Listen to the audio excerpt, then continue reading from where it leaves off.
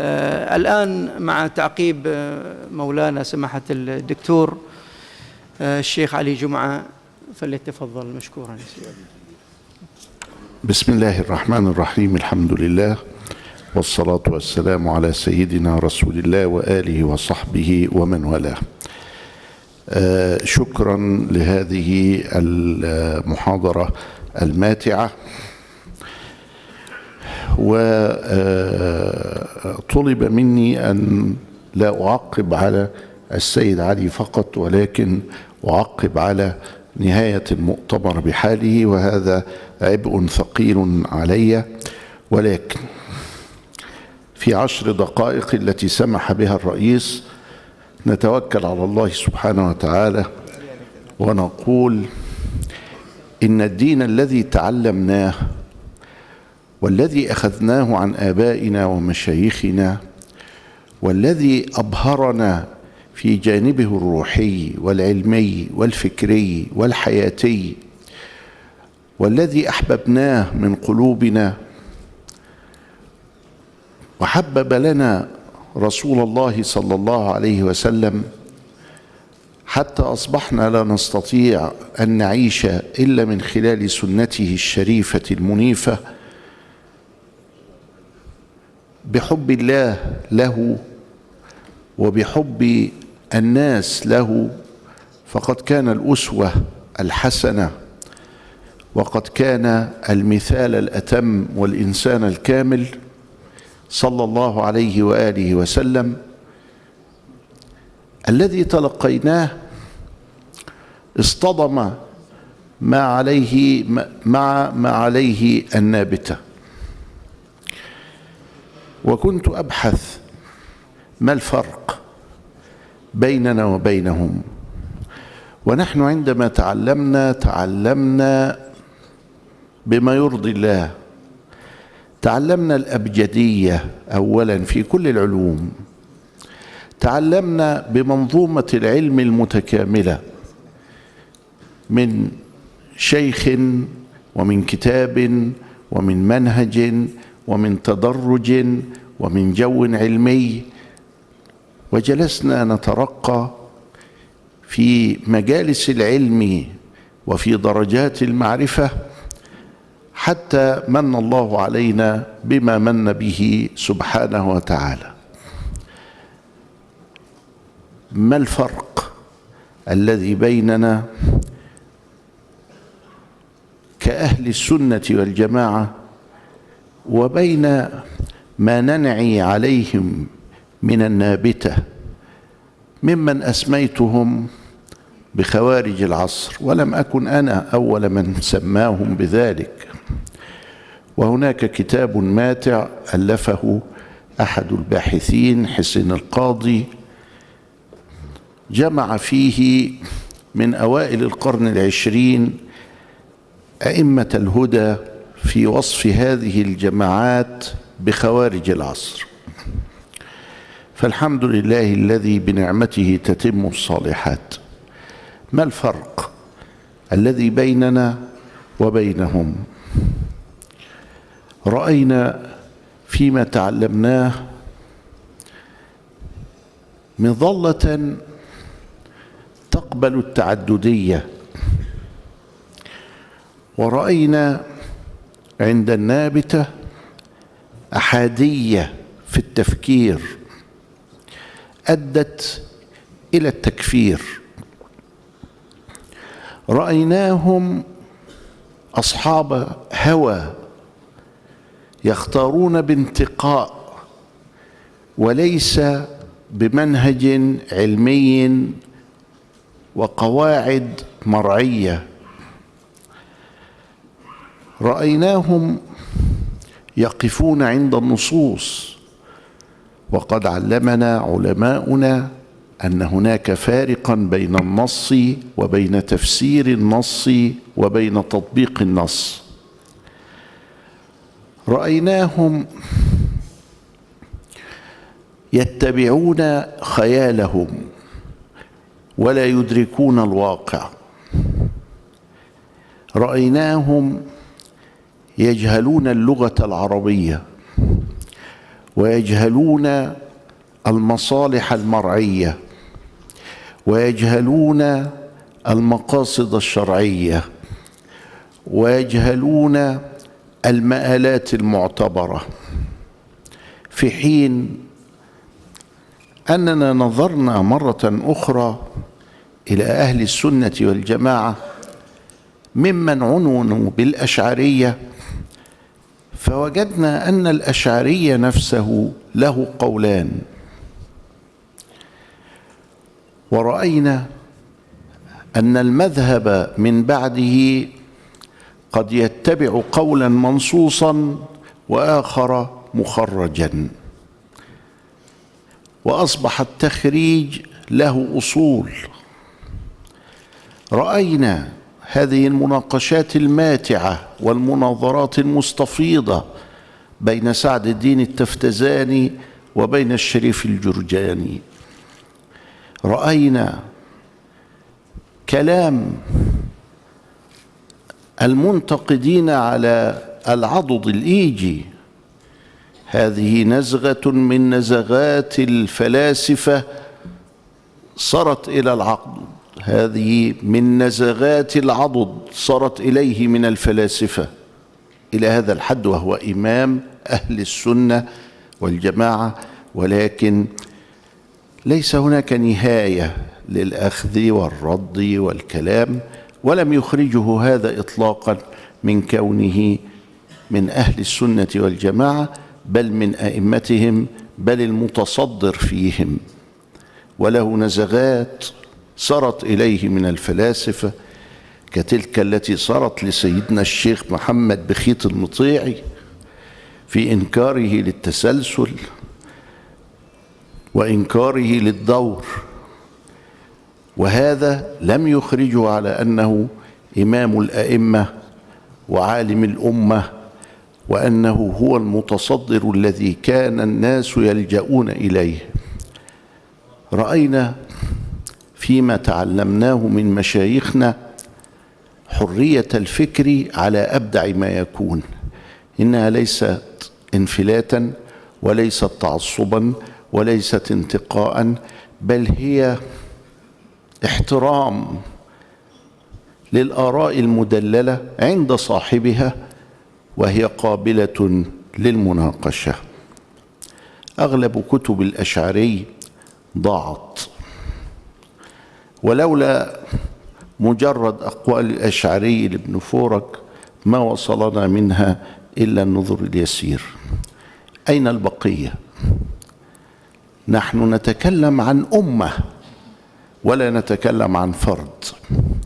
عندما نتمسك بالبخاري هذا التمسك الذي يتعجب به غير المتخصصين، نقول لهم إن صحيح البخاري ليس من تأليفه فقط، بل هو كتاب أمة اشتغلت عليه وخرجت المستخرجات وشرحت تلك المتون وتتبعت تلك المعاني إلى آخر ما هنالك. هو كتاب أمة، وكل ما في البخاري مما ينتقده المنتقدون هو موجود في القرآن، ولذلك فهي خطوة أولى لضرب القرآن. بعدما احتمى هذا الناقد بالاعتراض على الإمام البخاري، كل ما ذهب إليه الأشعرية إنما هو ترجمة صحيحة لما في الكتاب والسنة، ولذلك رأينا هذا. فإذا غاب هذا المعنى عن أحدهم وغفل عنه واتبع المذهب الفلاني أو العلاني، فإنه يكون تحت مظلة أهل السنة والجماعة، إلا أنه قد خالف ما عليه العلماء.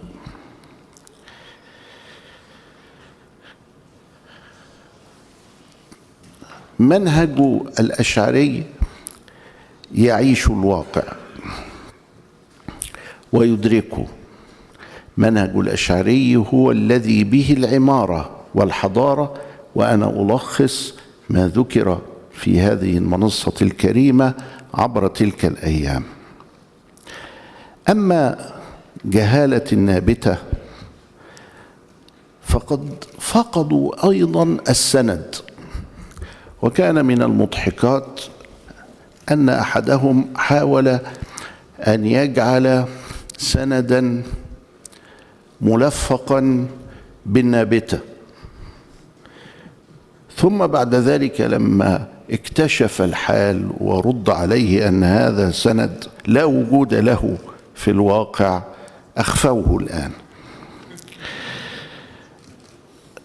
السند فيه بركة، هكذا علمنا مشايخنا، وأن البركة تنثال من خلال السند. وأنا أتذكر أن ناصر الدين الألباني تكلم عن سند قد أخذه من الشيخ راغب الطباخ في مكتبته بحلب، ثم إنه مزقه، لأن هذه تمثيلية.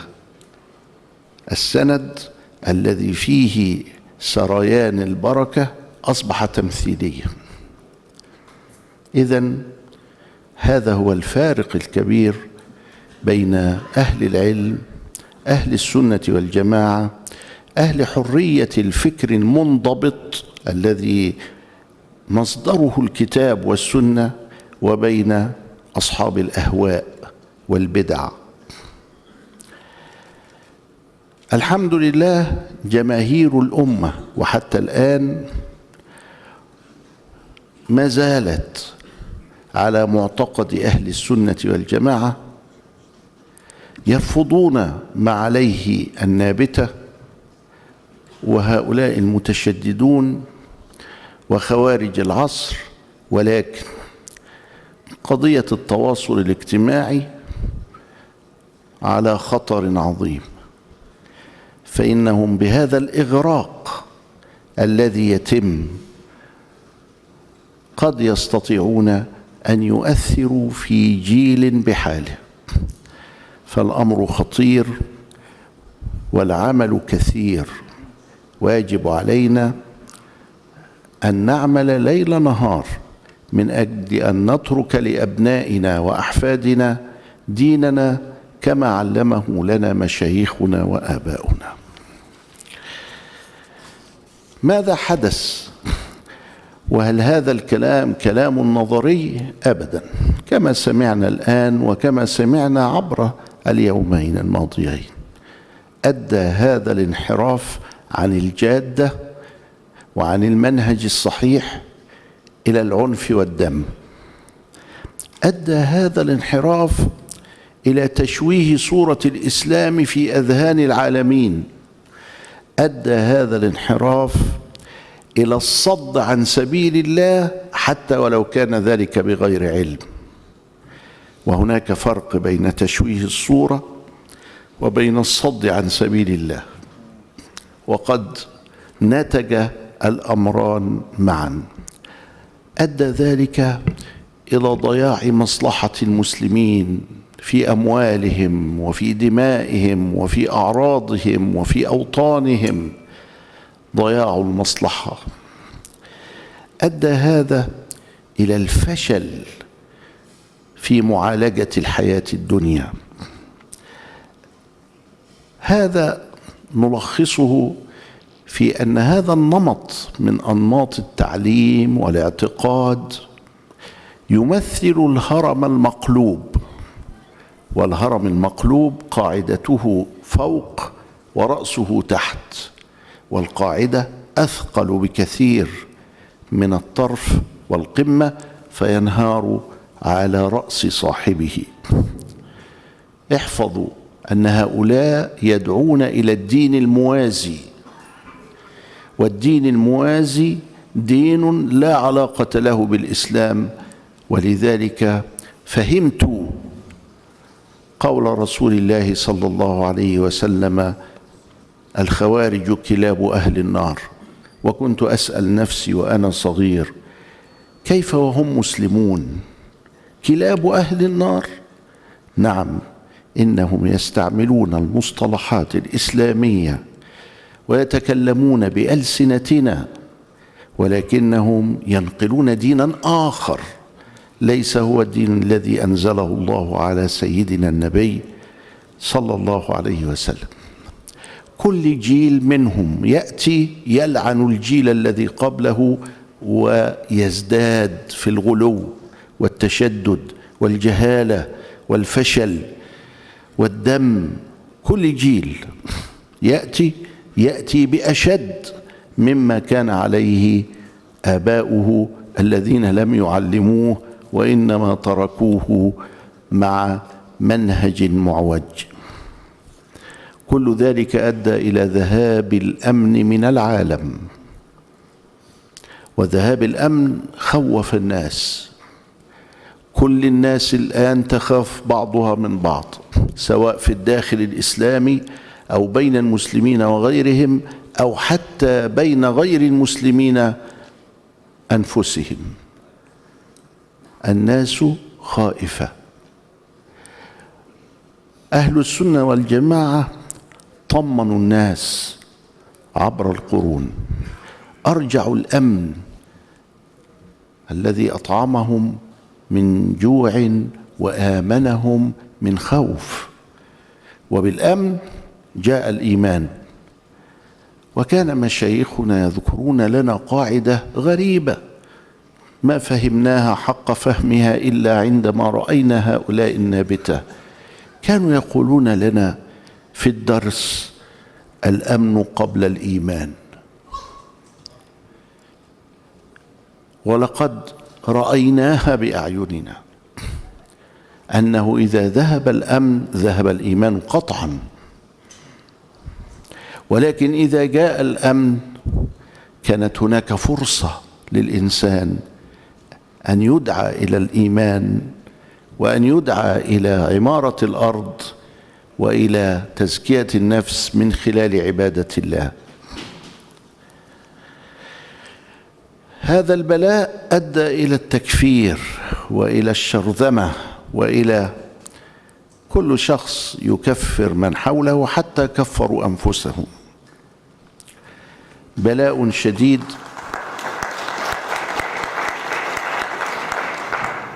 هو التسقيف حلال ولا حرام؟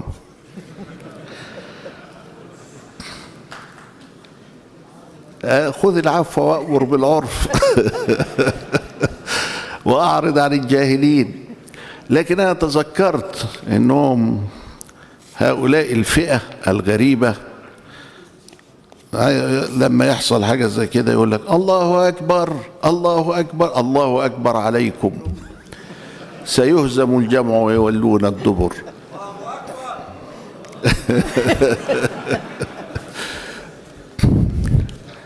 أمامنا عمل كبير. دعائنا في هذا المؤتمر أن يوفق الله سبحانه وتعالى الشيشان رئيسا وحكومة وشعبا وبلدا لمستقبل زاهر ولبناء صالح. الشيشان قامت بمعجزة أجراها الله سبحانه وتعالى على أيدي أهلها. هذا الجو الروحاني وهذا الضبط الأمني وهذه العمارة التامة في خلال 10 سنوات، وهذا الحال الذي بدل الله به البلاد من جوع وخوف إلى طعم وأمن، إنما هو كرامة من عند الله سبحانه وتعالى وخارقة من خوارق العادات. فندعو الله سبحانه وتعالى أن يمكن لهذا البلد، وأن يجعله نموذجا يحتذى، وأن يقيه من كل سوء، وأن يصرف عنه كل شر. آمين يا رب. وأرجو من المؤتمر